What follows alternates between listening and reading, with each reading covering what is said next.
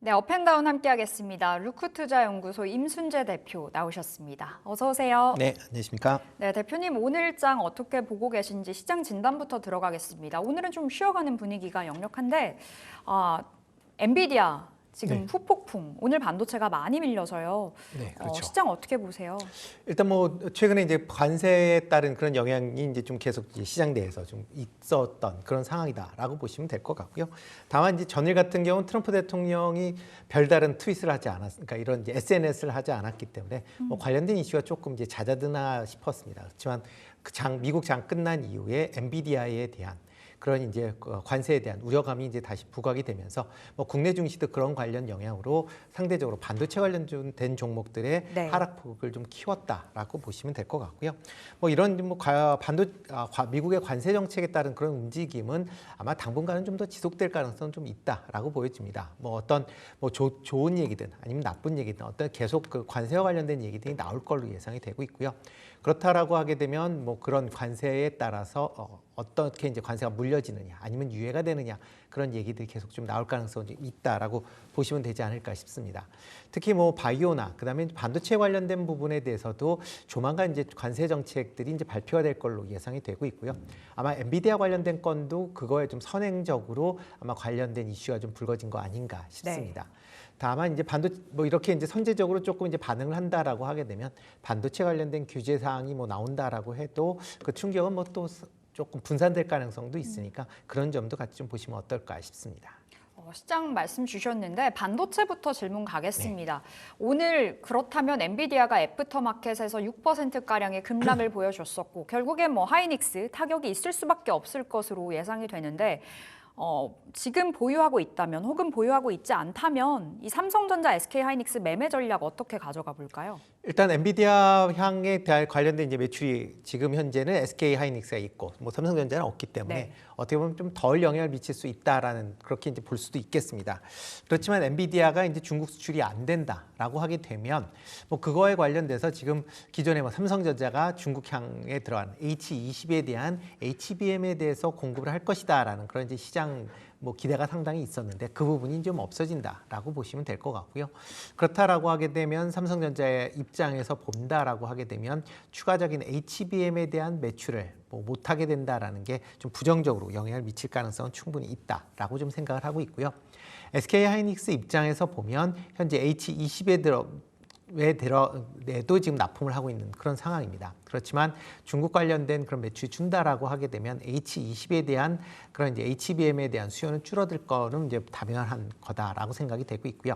다만 이제 엔비디아가 뭐 H20뿐만 아니라 블랙에일 칩이나 아니면 H백과 같은 쿠퍼칩 같은 칩들이 계속 판매가 이루어지고 있는 상황이기 때문에 그런 관점에서 본다라고 하게 되면 상대적으로 중국 관련된 그런 이슈는 조금 덜할 가능성은 있다라고 좀 생각을 하고 있습니다. 다만 이제 이렇게 HBM에 대한 그런 이제 수요가 뭐 중국에서는 좀 준다라고는 하지만 미국 중심으로는 여전히 수요가 있을 것이다라고 예상들을 하고 있습니다. 뭐 각 빅테크 기업들이 여전히 AI 데이터 센터를 구축을 하고 있는 그런 상황이고요. 뭐 대표적으로 오픈 AI 같은 경우도 지금 뭐 장기적으로 5천억 달러까지 지금 투자를 하겠다라고 밝힌 상황이고, 엔비디아 같은 경우도 이런 AI 칩 관련돼서 5천억 달러 정도의 이제 투자를 하겠다라고 이제 이번 주에 이제 밝힌 상황입니다. 그렇다라고 하게 되면 AI에 대한 투자는 좀 주춤거릴 수는 있겠지만 중장기적으로 보면 여전히 투자는 계속 이루어질 수밖에 없다라고 보여지고요. 그렇다라고 하게 되면 이런 HBM과 관련된 종목들이 단기적인 뭐 이런 관세 이슈로 인해서 뭐 좀 조정을 받을 가능성은 있다라고는 하지만 중장기적으로 보면 그래도 계속 관심을 갖고 보셔야 되지 않을까라는 생각은 해보고 있습니다. 알겠습니다. 그럼 지금 자리에서 소부장까지 확산해서 우리가 시각을 넓혀보자면 소부장단 안에서는 어디에 주목하세요? 일단 뭐 지금 반도체 관련된 종목들은 최근에 이제 움직인 가장 큰 이유가 레거시 반도체인 DDR4, 5 그랬고 낸드 플래시에 대한 가격이 상승을 했다라는 부분이거든요.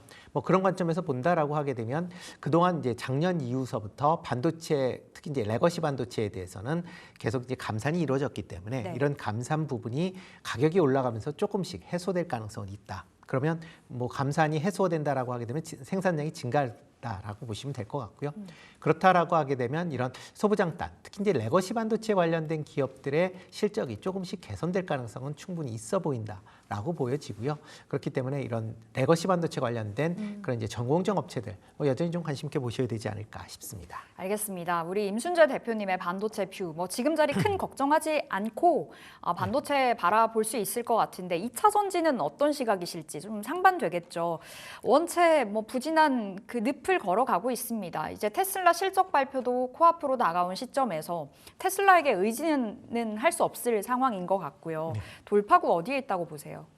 일단 뭐 2차 전지 관련된 부분들은 이제 실적이 어느 정도 나와야 된다라고 보시는 게 더 맞지 않을까 싶습니다.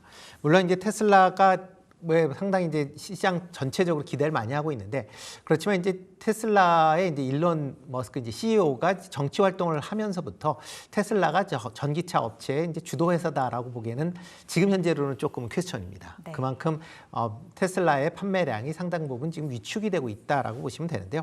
뭐 대표적으로 1분기 판매 대수는 공개가 됐죠. 지금 33만 7천 대를 기록을 했습니다. 뭐 작년에 38만 7천 대에 비해서 한 13% 정도 감소를 했고요. 이게 2002년도 1분기 이후에 가장 낮은 그런 이제 수준이다라고 보시면 될 것 같습니다. 특히 이제 일론 머스크의 이제 정치 행보로 인해서 미국, 그다음에 유럽 내에서 지금 테슬라의 차량이 전부 다 안 팔리고 있습니다. 특히 이제 미국 같은 경우에는 전기차를 주로 구매하는 층이 민주당 성향의 이런 유권자가 많이 구매를 하고 공화당 성향은 대부분 내연기관을 이제 구매를 한다라고 보시면 될 것 같고요. 뭐 일론 머스크가 지금 공화당 쪽에 뭐 적극적으로 활동을 하고 있기 때문에 민주당 성향의 이런 그러니까 소비자들이 지금 테슬라의 전기차를 구매하지 않고 있다라고 보시면 될 것 같고 여기에 덧붙여 이제 유럽 같은 경우도 지금 극우 정당들을 머스크가 계속 얘기를 했기 때문에 네. 또 그거의 반사 효과로 인해서 유럽 내에서도 판매가 좀 줄어들고 있습니다. 그러니까 전기차 판매는 줄어드는 게 아니라 테슬라만 지금 줄어들고 있다라고 보시면 될 것 같고요.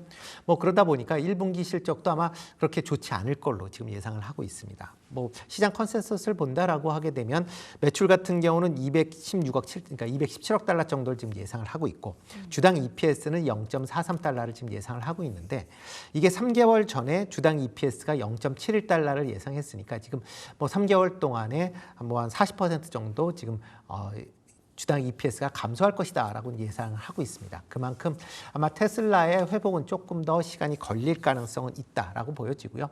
특히 미국의 이제 관세 정책이 자동차에 대한 관세 정책이 어떻게 되느냐에 따라서 네. 또 이제 테슬라뿐만 아니라 자동차 회사 전반적으로 영향을 미칠 가능성은 여전히 남아 있다라고 보여집니다. 특히 테슬라 같은 경우도 지금 주요 부품에 대해서 해외에서 구입하는 비중이 높기 때문에 자동차 부품에 대해서 관세가 뭐 높게 매겨진다라고 하게 되면 그만큼 미국 내에서 자동차 가격이 올라가기 때문에 판매에 조금 위축이 될 가능성에 대한 부분도 같이 보셔야 될 걸로 보여지고요. 그리고 일론 머스크의 지금 정치적 행보가 아마 5월 정도에는 아마 끝날 걸로 지금 예상이 되고 있는데 그 이후에도 유럽 내에서 어떠한 이제 자동차 판매가 이루어지는지도 같이 좀 주목해 보셔야 되지 않을까 싶습니다. 뭐 2차 전지 관련된 종목들은 뭐 테슬라보다는 아마 지금 유럽 쪽의 전기차가에서 시장 점유율을 어떻게 가져가느냐를 좀 더 네. 보셔야 되지 않을까 싶습니다. 뭐 미국 시장 내에는 뭐 중국 2차 전지 업체의 진출이 상당 부분 제한이 되어 있기 때문에 뭐 미국 시장은 국내 업체들이 뭐 판매를 한다라고는 하지만 유럽 시장 내에서는 지금 중국 업체와의 경쟁이 상당히 좀 격화되고 있는 그런 상황이다라고 보시면 될 것 같고요. 특히 이제 1, 2월 달에 유럽 내에서 전기차 판매는 전년 대비 31% 증가를 했습니다. 그러니까 유럽 내에서는 전기차 판매가 다시 호조를 보이고 있는데요. 가장 큰 게 이런 배출가스 규제에 따른 그런 이슈가 전기차를 구매하고 있다라고 보시면 되는데 문제는 국내 업체들의 유럽 내의 전기차 시장 점유율이 계속 줄어들고 있다라는 겁니다. 뭐 작년 같은 경우에는 지금 50%가 넘는 그런 이제 시장 점유율을 유지를 했는데 뭐 작년 하반기서부터 계속 지금 유럽 점유율이 지금 계속 좀 줄어들고 있는 그런 상황이고요. 이제는 40%대도 안 되는 그런 유럽 점유율을 갖고 있습니다. 그러니까 유럽 내에서 전기차가 많이 팔린다라고 해서 국내 업체들이 그만큼 수혜를 입느냐라고 보면 그런 것도 아니다라고 네. 보시면 되니까 유럽 내에서 국내 2차 전지 업체들의 판매율이 어떻게 되는지도 같이 좀 주목해 보셔야 되지 않을까라는 생각을 해보고 있습니다. 다만 이제 2차 전지 업체 입장에서 보면 좀 그나마 이제 이렇게 전기차가 안 팔리다 보니까 어떻게 보면 이제 새로운 활로를 찾는 게 ESS 관련된 시장이다라고 보시면 되는데, ESS 관련돼서 지금 뭐 계속 지금 수주가 이어지고 있습니다. 네. 그렇지만 이 수주되는 게 실질적으로 인도되는 건 2026년 이후서부터 인도가 되는 거기 때문에 당장의 실적에 뭐 반영이 된다라고 보기는 어렵고요. 향후에 이런 ESS 시장이 커진다라고 하게 되면 긍정적으로 영향을 미치겠지만 그 전까지는 실적 부진세가 이어질 가능성은 있으니까 그런 점은 좀 유념하셔야 되지 않을까 싶습니다. 결국에는 이 캐즘을 뚫기 위해서 무언가 돌파구 ESS 마지막에 또 언급 주셨는데 대표 주자가 LG엔솔이잖아요. 그럼 지금 자리에서 2차 전지 매수 관점으로 본다면 LG엔솔 정도가 괜찮다? 아니면 지금 2차 전지는 접근 자제하자? 뭐 어떻게 주실까요? 아직까지는 뭐 2차 전지 관련돼서는 좀 더 지켜보시는 게 더 맞지 않을까 싶습니다. 뭐 캐즘이다라고 얘기는 많이 하지만 캐즘이다라기보다는, 그러니까 그 캐즘이면 전기차 판매가 줄어야죠. 근데 전 세계적으로 전기차 판매는 증가하고 있습니다. 그러니까 캐즘이다라는 게 아니라 기본적으로 국내 2차 전지 업체들의 어떻게 보면 사업적 예측이 틀렸다라고 보는 게 더 맞지 않을까 싶습니다. 그러니까 그러니까 이런 이제 사업 예측의 실패가 네. 이런 실적 부진으로 오는 거지, 이게 캐즘하고는 이제는 차원이 완전히 좀 다른 개념이다라고 보시는 게 맞을 걸로 보여지고요. 뭐 ESS 관련돼서 시장을 뭐 확대한다라고 얘기는 하고 있지만 현재 ESS 시장 은 대부분 이제 LFP 배터리가 시장을 장악하고 있는 그런 상황입니다. 네. 국내 업체 뭐 LG엔솔이나 삼성 SDI나 뭐 SK온도 전부 다 LFP 배터리를 개발을 하고 있지만 아직까지 중국 선도 업체들에 비해서는 기술적으로는 떨어집니다. 그러니까 LFP에 대해서는 떨어지는 측면이 있고요. 특히 밸류체인 내 LFP에 대한 밸류체인도 아직 완전하게 구성되어 있지 못하고 중국이 반드시 있어야만 밸류체인을 구성한다라는 측면에서 보면 이런 LFP 배터리에 대한 수주가 증가하는 게 과연 영업이익 측면에서 얼마만큼 뭐 개선되는 부분은 물론 있겠지만 그 부분이 생각만큼 크게 작용을 한다라고 보지는 않습니다. 그러니까 네. 매출은 증가할지 모르겠지만 수익 측면에서 보면 일단은 좀 더 보셔야 되지 않을까라는 생각을 해보고 있고요. 특히 이제 LG엔솔 같은 경우에 이제 1분기 실적이 뭐 영업이익이 흑자를 기록을 했지만 이게 AMPC라는 보조금 덕분이다라고 보시면 될 것 같고, 네. 보조금을 제외하면 아직도 영업 적자입니다. 그러니까 그런 관점에서 보면 미국에서 만약 뭐 AMPC 보조금을 안 준다라고 하게 되면 바로 적자로 이제 전환할 수밖에 없는 거고, 그렇다라고 하게 되면 아직까지는 이런 2차 전지 관련된 기업들의 실적이 돌아섰다라고 보기에는 아직 좀 이른 감이 있다. 네. 그렇기 때문에 그 실적이 돌아선 것을 확인한 이후에 보시는 게 더 맞지 않을까 싶습니다. 지금은 좀 자제해 봐야 되겠습니다. 숫자가 실적이 나올 때부터 좀 관심을 가져보자라고 말씀 주셨는데 개별 종목으로 봤을 때 오늘 삼성전기가 장 초반에 분위기가 좋았습니다. 중국 비아디에 MLCC를 납품하게 됐다는 호재를 물고 왔는데 다만 아쉬운 건 윗꼬리가 길죠. 오늘 시초가가 뭐 오늘의 고가 부근이거든요. 결국에 오늘 잘 갔다가 쭉 빠져 있는 상황인데 삼성전기의 오늘 그 이슈는 어떻게 평가하세요? 네, 뭐 BYD의 이제 전장용 이 MLCC를 공급한다라는 뭐가 발표가 됐습니다. 특히 삼성전기 같은 경우는 이제 미래 먹거리로 이제 전장용 MLCC에 이제 상당히 이제 지금 이제 집중을 하고 있기 때문에 이런 뉴스가 나온다라는 거는 상당히 긍정적으로 볼 수도 있다라고 보여지고요. 특히 이제 이재용 회장이 이제 중국에 방문한 이후에 이런 얘기가 나왔다라는 것도 어떻게 보면 시장에서는 이제는 뭐 중국 쪽으로도 매출이 발생할 거 아니냐라는 기대감이 있습니다. 그렇지만 이제 오늘 같은 경우도 이제 기대감이 아침에 큰 폭으로 올랐다가 지금 윗꼬리 길게 다는데 그 이유 중에 하나는 BYD의 MLCC를 과연 그러면 얼마만큼 공급할 것이냐라는 부분은 빠져 있습니다. 그러니까 지금 뭐 BYD 같은 경우도 이제 다양한 회사로 통해서 이제 MLCC를 공급을 받고 있거든요. 네. 그 중에 이제 여러 이제 이런 이제 채널 중에 이제 삼성전기가 한 채널을 맡는다라고 보시는 게 맞지 않을까 싶습니다. 그렇기 때문에 얼마만큼 납품이 되는지 그런 부분은 확인이 필요하다라는 게 이제 시장 반응일 수밖에 없다라고 보여지고요. 특히 이제 MLCC 관련된 부분에 이제 주요 매출처다라고 하게 되면 물론 이제 뭐 전장용이 이제 계속 크고는 있지만 아직까지는 IT 부분이 가장 큰 영향을 미친다라고 보시면 될 것 같습니다. 특히 뭐 삼성 지금 전기 같은 경우에 작년에 이제 10조 원 이상의 이제 매출을 기록을 했는데 이런 전장용으로는 1조가 채 안 되는 그런 이제 매출을 기록을 했습니다. 그러니까 그만큼 아직까지는 전장용 비중이 매출이 그렇게 높질 않다. 그러니까 삼성전기 입장에서 실적이 이제 돌아서는 걸 보여주려면 이런 전장용에 대한 그런 이제 개선되는 부분도 물론 중요하긴 하겠지만 기존에 가장 중요한 IT 관련된 부분에 MLCC의 매출이 이제 회복되는 게 성장을 이제 뒷받침해 준다라고 보시면 될 것 같습니다. 그렇기 때문에 그런 부분이 아직까지는 시장에서는 관련돼서 이제 돌아선다라는 느낌을 아직은 받지 못했기 때문에 주가에서도 관련돼서는 여전히 아직까지는 조금 의구심이 좀 남아 있다라고 보여지고요. 일단 최근에 이제 중국에서 이제 이관신 정책으로 인해서 IT 관련된 부분이 조금씩 개선된다라고 지금 얘기들이 나오고 있으니까 그렇다라고 하게 되면 단기적인 것보다는 중장기적으로 실적은 개선될 가능성은 상당히 좀 높아 보이고요. 오늘 같이 이런 단기 이슈에 대해서 이제 반응을 한다라기보다는 실적 개선세가 돌아서는 걸 확인한 이후에 아마 하시는 게 좀 더 낫지 않을까라는 생각은 해보고 있습니다. 자, 그럼 삼성전기 지금 자리 진입한다면 일단 어떤 대응이 맞을까요? 일단 지금 같은 경우는 조금 가격 자체는 상당히 그렇게 높지는 않은 그런 상황인 건 맞습니다. 네. 그동안 계속 실적이 부진했었기 때문에 계속 낙폭을 이제 보였었고요.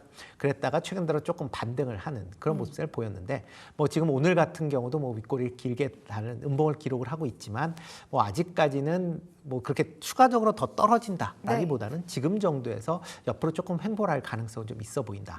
대신 실적이 조금 개선되는 세가 보여야 아마 주가가 추가적인 상승이 가능하지 않을까라는 생각은 해보고 있습니다. 알겠습니다. 삼성전기 또한 역시나 실적이 본질, 근본인 것 같아요. 실적이 찍힐 때가 중요할 것 같고요. 지금 자리에선 좀 횡보할 가능성이 있다고도 말씀 주셨습니다. 자, 오늘 장에서 강한 섹터라고 봐야 될까요? 테마주겠죠.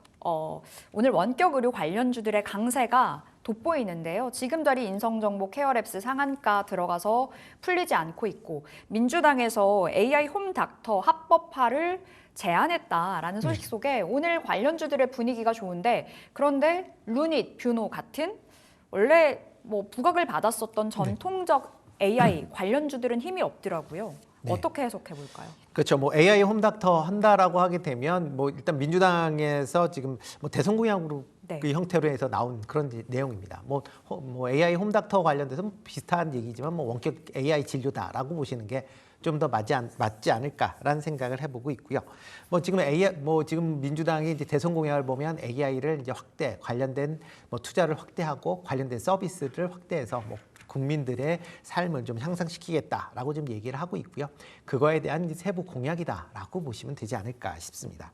특히 AI 홈닥터 같은 경우는 이제 원격 진료 관련된 그런 이슈가 이제 같이 맞물려 있기 때문에 오늘 같은 경우는 이제 원격 의료 관련된 그런 이제 종목들이 상당히 이제 강한 그런 이제 모습세를 보이고 있다라고 보시면 될 것 같습니다.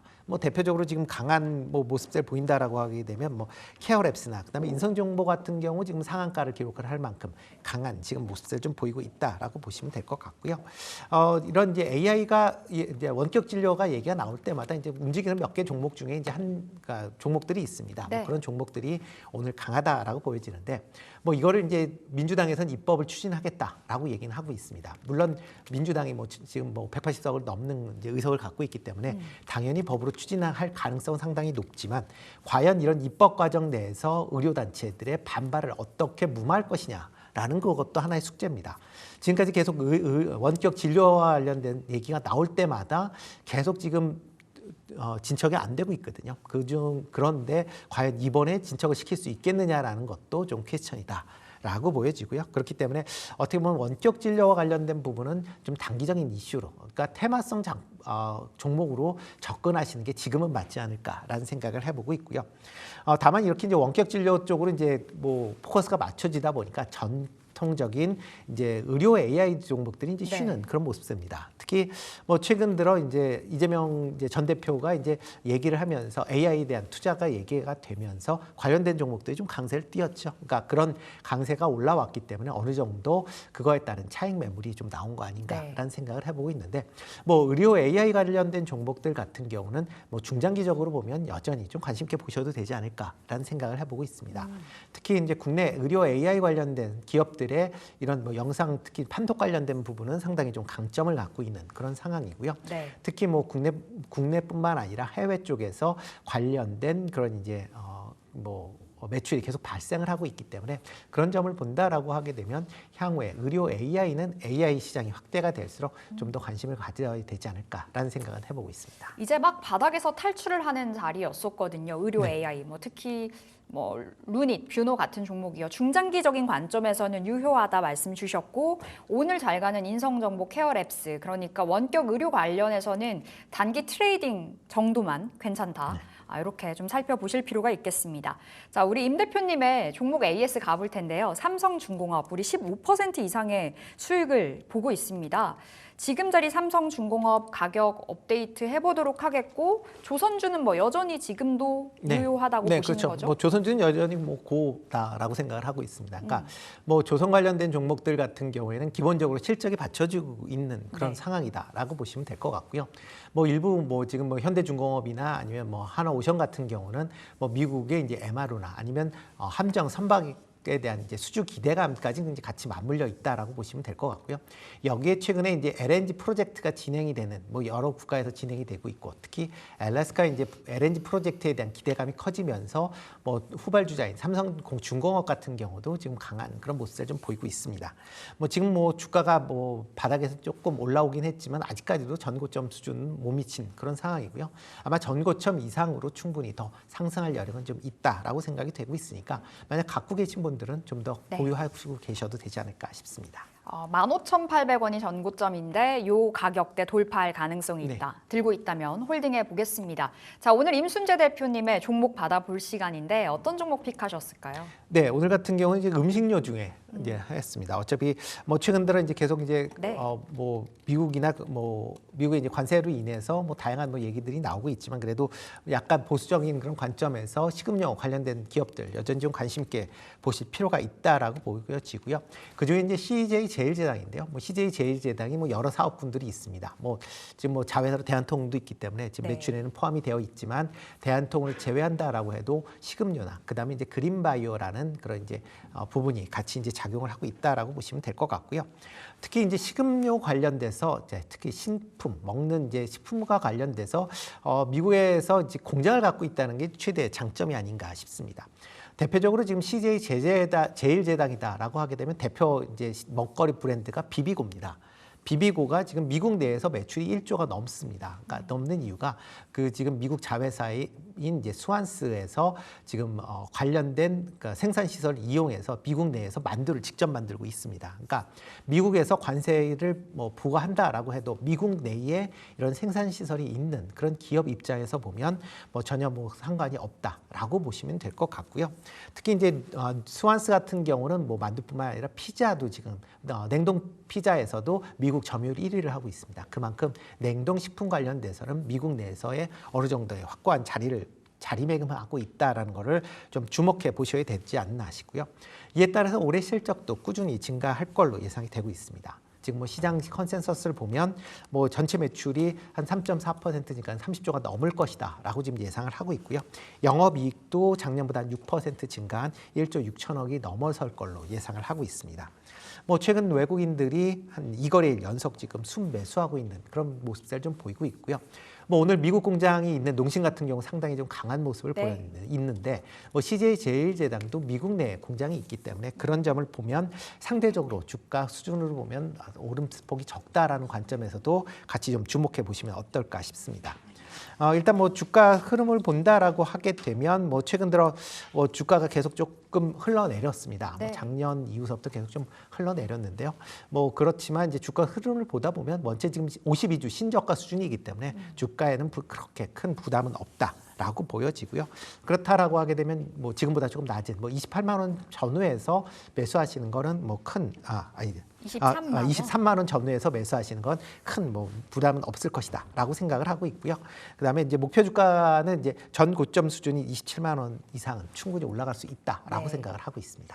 직전 고점까지 바라보자 27만 원 목표가로 받아봤는데 역시 CJ 제일제당도 막 바닥을 탈출하려는 그 자리인 것 같아요. 지금 자리 매수 오케이 사인 받았습니다. 23만 원 아래에서 그리고 목표가 27만 원, 손절가는 20만 원으로 이렇게 체크해 보도록 하겠습니다. 자, 오늘 루크투자연구소 임순재 대표 함께했습니다. 말씀 고맙습니다. 네, 고맙습니다.